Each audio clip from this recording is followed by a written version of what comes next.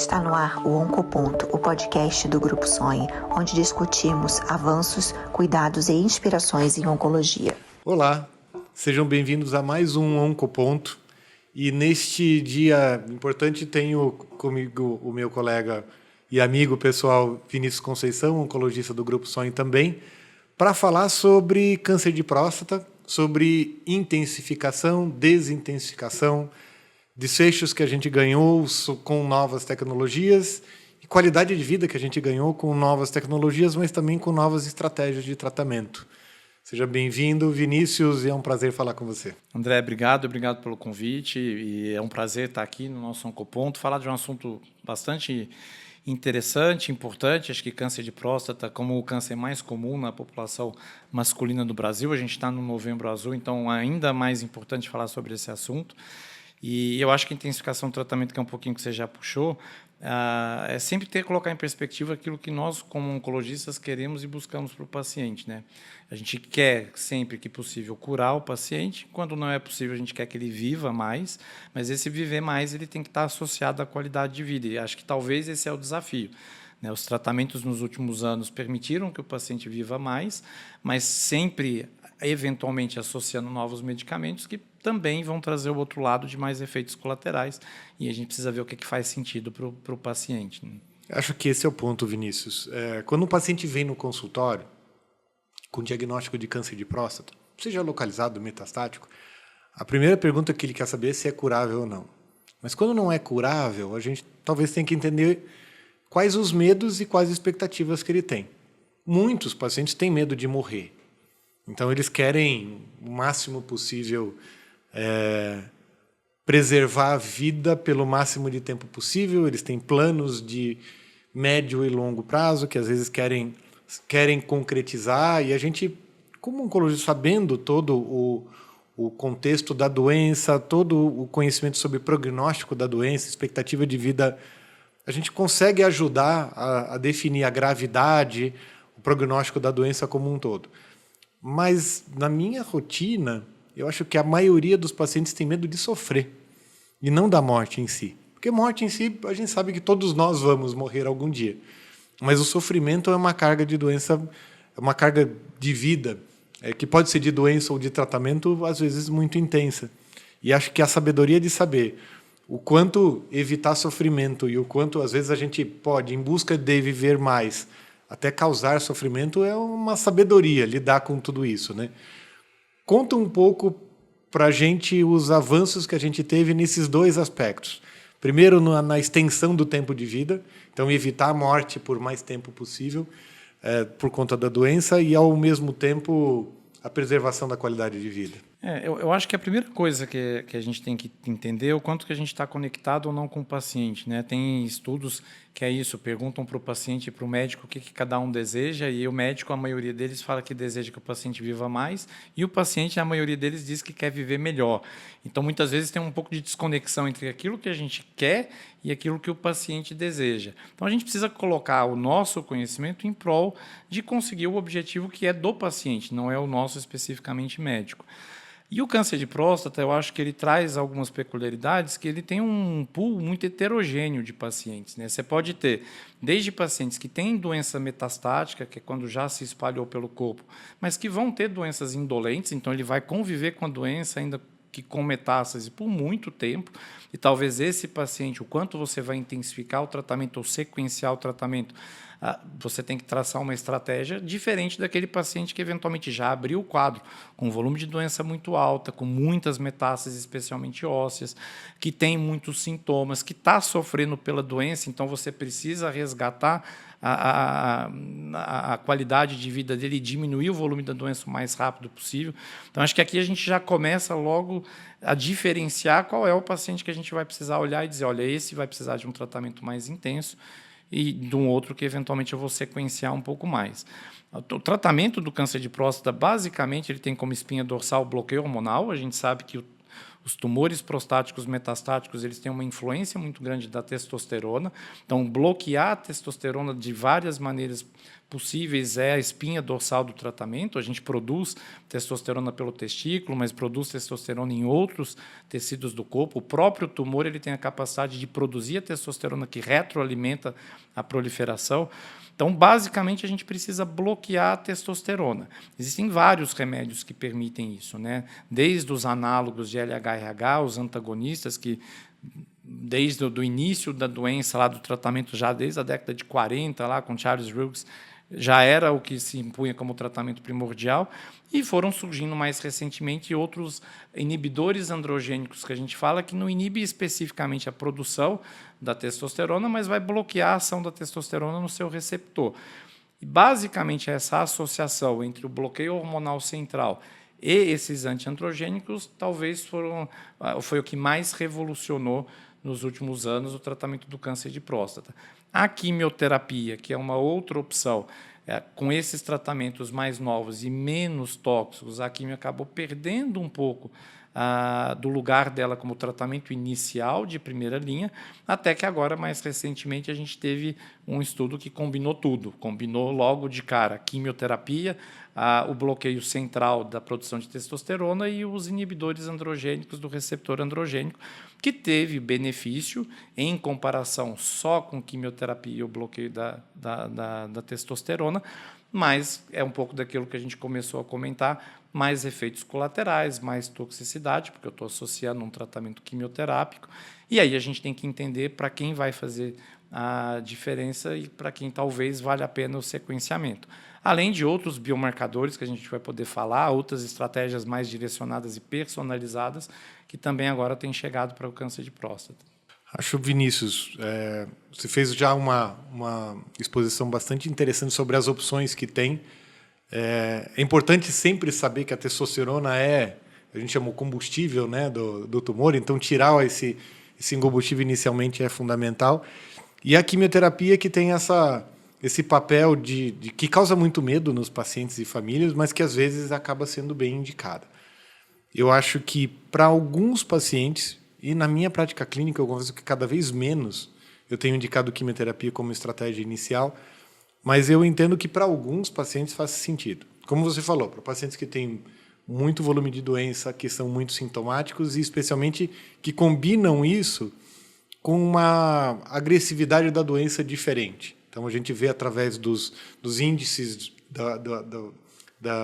de proliferação, a nota de Gleason que é a nota de agressividade que se dá para o tumor, mas eu acho que nunca é um item só, é uma combinação. Eu acho que justamente essa combinação biológica, da gente conhecer a doença como um todo, entender o momento que ela se apresenta, que o paciente traz esse diagnóstico feito, aí combinado com os desejos que ele tem, acho que isso tudo, além do perfil clínico do paciente, se é mais jovem, se é mais idoso, permite que a gente faça escolhas. E, de fato, a gente tem uma discussão estranha, né, uma comparação estranha de que quimioterapia mais bloqueio hormonal central versus quimioterapia mais bloqueio hormonal central mais esse novo agente androgênico periférico, esse tratamento triplo é melhor. Mas a gente não sabe, não tem dados conclusivos dizendo que o bloqueio hormonal central mais o periférico é pior do que fazer tudo isso com quimioterapia. Então, o benefício de fazer quimioterapia não está muito bem quantificado, e aí a gente traz isso muito, a decisão traz muito na opinião. Então, a gente acaba olhando para o paciente e tenta encaixar ele em algum perfil que faz sentido em estudos clínicos com um desenho talvez não ideal. Como é que você pensa na avaliação crítica disso? Eu acho que a grande dificuldade é que foram tratamentos que foram surgindo comparado com braços controles de coisas que a gente fazia mais simples no início, mas o fato é que eles nunca se compararam entre eles, né? Então, basicamente, as duas grandes estratégias para o paciente que tem metástase inicial, que a gente chama de sensível à castração, aquele paciente ainda muito sensível a essa questão de alteração hormonal, basicamente foi o bloqueio central associado a um antiandrogênico ou o bloqueio central associado ao docetaxel, que é a quimioterapia. Então, quer dizer, a gente partiu só do bloqueio central até entender que fazia sentido combinar alguma coisa a mais, ou quimioterapia ou antiandrogênico, mas o fato é que eles nunca se compararam entre eles.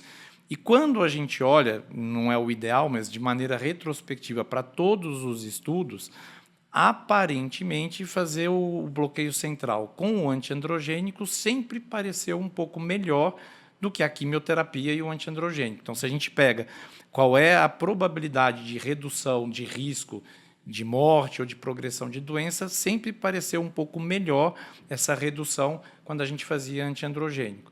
E aí esse braço controle desse estudo mais recente, do Arasens, que combina tudo, ele compara isso com a químio mais o bloqueio antiandrogênico, a gente, com o bloqueio central. A gente não tem um estudo que compara a estratégia tripla com um inibidor do receptor androgênico com o bloqueio central, que talvez o benefício a mais não fosse tão importante, mas aí fica no campo hipotético, é o talvez, do que os dados que a gente conseguiu combinado com quimioterapia. O fato é que assim, a gente vai ter pacientes, e talvez esses dois nichos, né, é o paciente de alto volume de doença, e tem critérios objetivos para a gente avaliar isso. Claro que a medicina ela não é uma ciência exata, né? 2 mais 2 é sempre 4, então também esses critérios objetivos, eu tenho mais do que 4 lesões ósseas e com uma fora do esqueleto apendicular, isso é alto volume, e tem os critérios de alto risco, que é o Gleason, ter metástase visceral.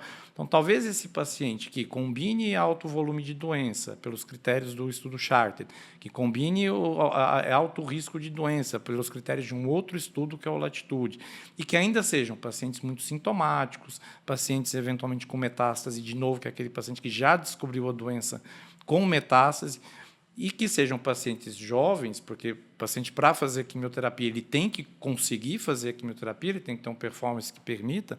Então, talvez esse paciente seja aquele paciente que vai merecer pelo menos a discussão do tratamento intensificado. Se ele não está nesse combo de alto risco, alto volume, provavelmente é um paciente que vai conseguir fazer a segunda linha, a terceira linha, e aí sequenciar para esse paciente talvez faça sentido. E aí eu vou puxar para o outro lado, né? Hoje, com os estudos mais modernos, com os antiandrogênicos mais novos, com enzalutamida, apalutamida, darolutamida, até a biraterona, que hoje até o acesso já está mais facilitado por questão da quebra de patente, entrada de genérico, mas a gente tem visto uma resposta muito grande em muitos pacientes. Então, o que é isso? O paciente volta a ter vida normal, fica assintomático, PSA indetectável com o tratamento, isso às vezes por longos períodos. E aí abre um outro campo, né? Em vez de eu intensificar, quer dizer, eu já não dei quimioterapia para esse paciente em algum momento, ou dei quimioterapia durante um período inicial, mas esse paciente está com PSA indetectável, assintomático, muito tempo, abre campo até para a gente pensar no contrário, de desintensificar, né? De tirar o tratamento.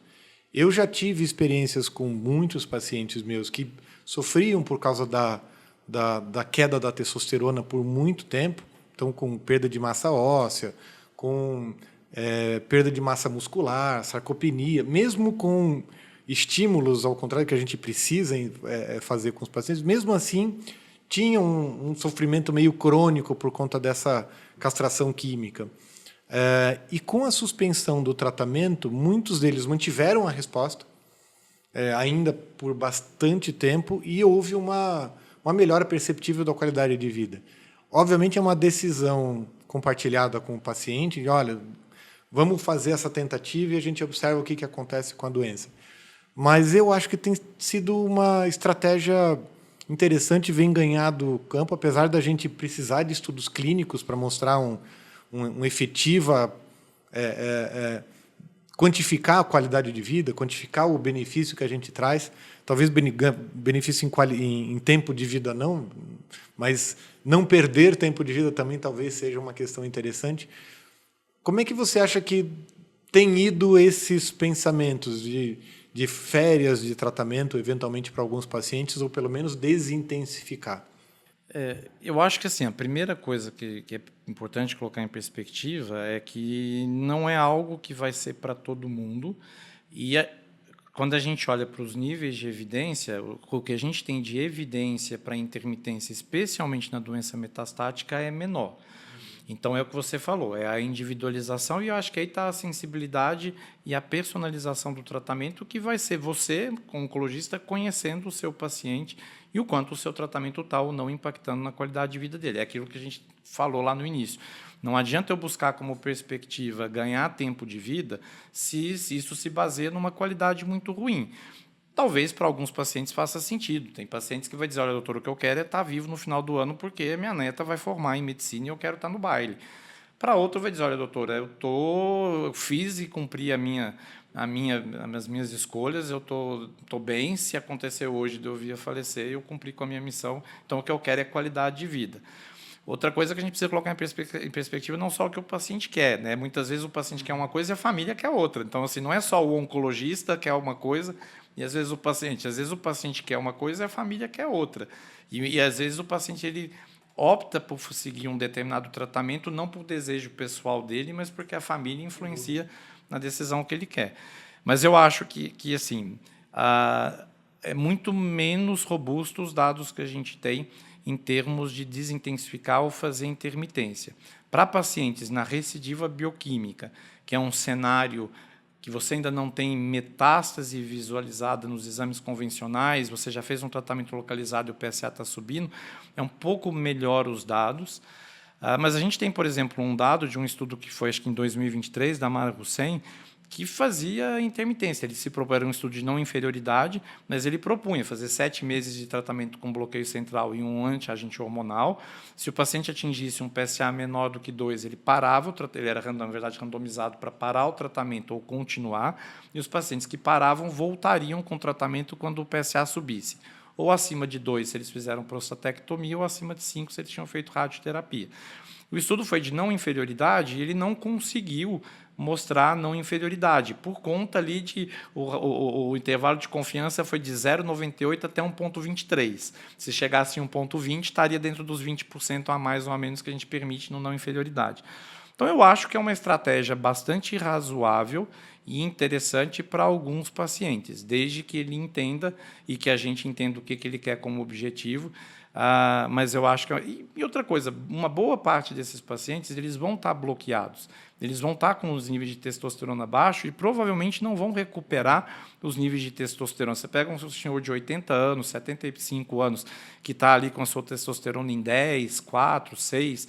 Talvez parar ali o antiandrogênico vai mudar muito pouco o que ele já tem de testosterona, ele vai se manter castrado, provavelmente com a doença ainda controlada, mas menos efeitos colaterais do que o tratamento pode trazer.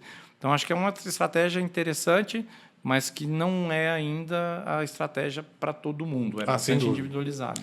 Eu acho que assim, o segredo é justamente conhecer conhecer a doença, conhecer seu paciente e trocando as ideias sobre a evolução da doença, sobre o quanto ela está controlada. Eu acho que, na maioria das vezes, quando a gente pode fazer as opções, esse tipo de decisão compartilhada, é geralmente doença que está controlada a longo prazo.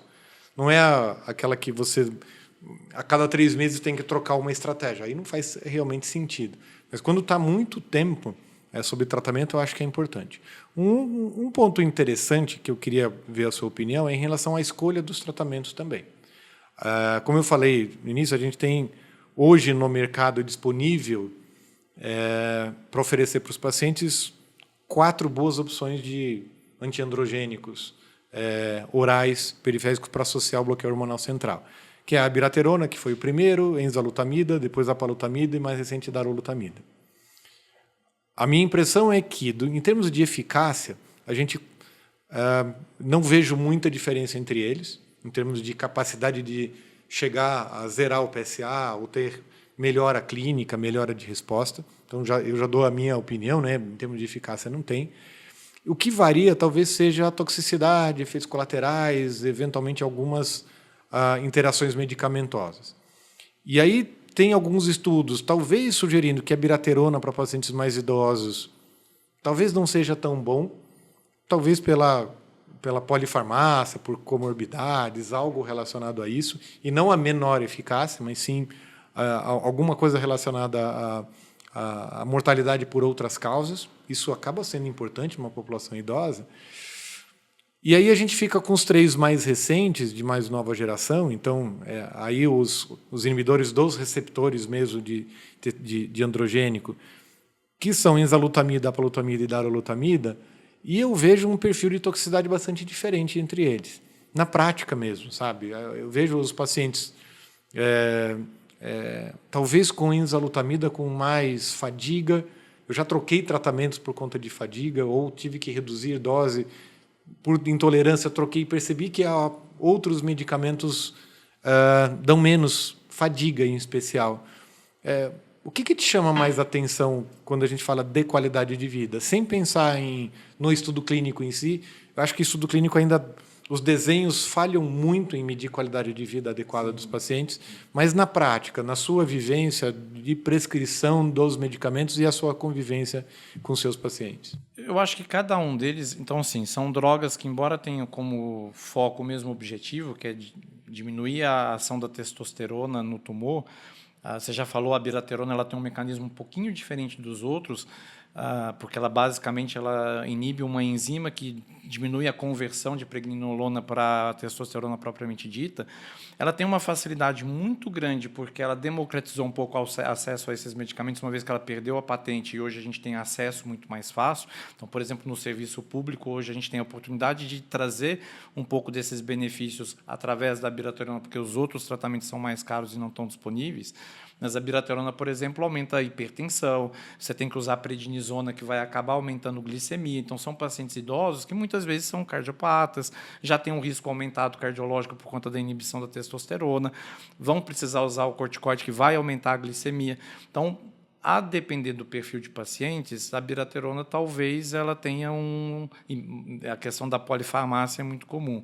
A enzalutamida ela não tem tanto esses efeitos, você não precisa de usar corticoide, mas ela tem uma penetração maior em sistema nervoso central. Então, ela vai dar mais perda de memória, alteração cognitiva, e isso é uma coisa que não é difícil de se ver. O paciente começa a usar enzalutamida e em 1 mês, 2 meses, ele volta dizendo que a memória está ruim, família contando que ele está se esquecendo muito fácil de outras coisas.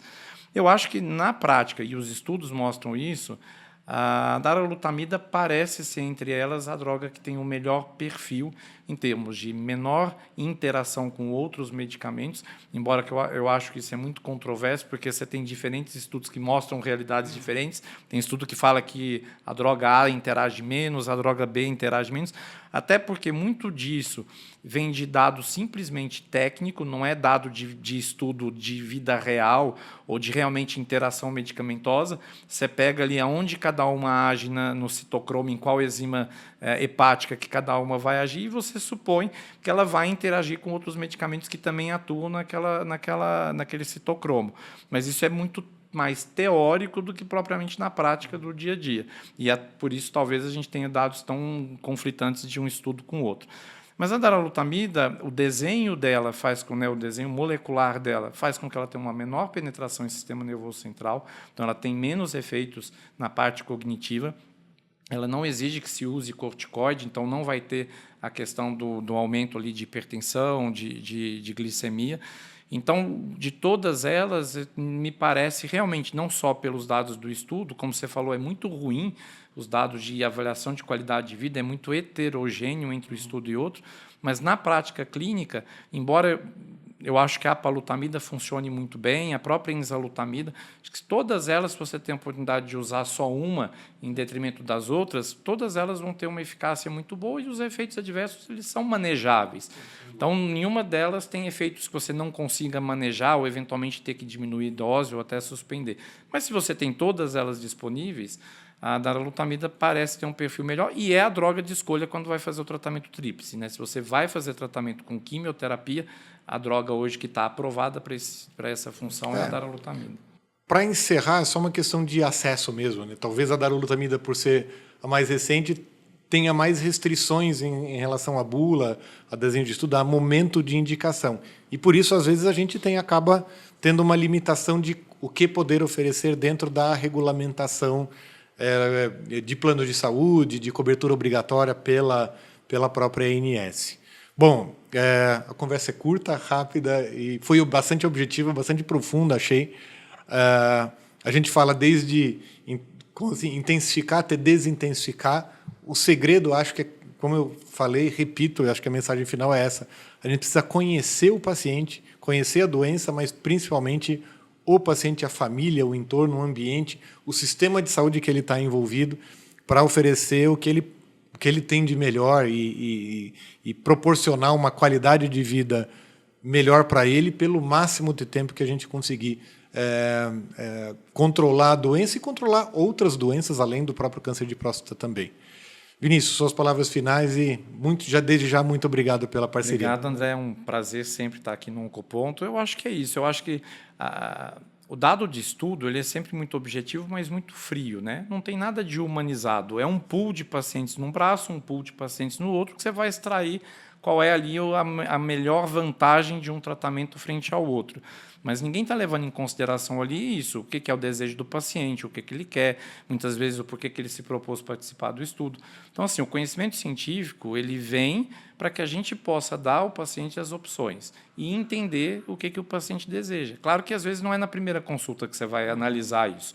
Você vai percebendo o que o paciente quer e aonde você pode mexer, intensificar ou desintensificar, à medida que você vai vendo o comportamento do paciente. Até porque uma doença que parece ser alto risco, de repente ela vai acabar se comportando como uma doença até mais favorável do que se imaginava e você pode mudar. A vantagem é que a gente pode ter a oportunidade de mudar a estratégia ao longo do caminho a partir do momento que a gente conhece o paciente e a doença. Então, acho que a oncologia hoje ela se baseia muito nisso, personalizar o tratamento para trazer o que é o melhor para aquele paciente, que pode ser diferente do que é melhor para o outro.